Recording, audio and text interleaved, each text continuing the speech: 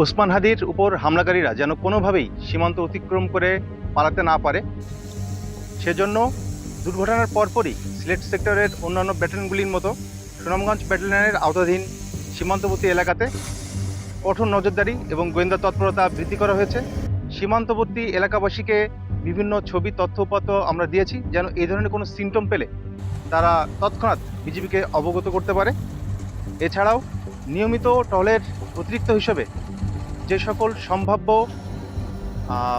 Important point আছে, escape root আছে, সেই জায়গাগুলিতে কিন্তু আমরা অতিরিক্ত টহল দল মোতায়েন করেছি।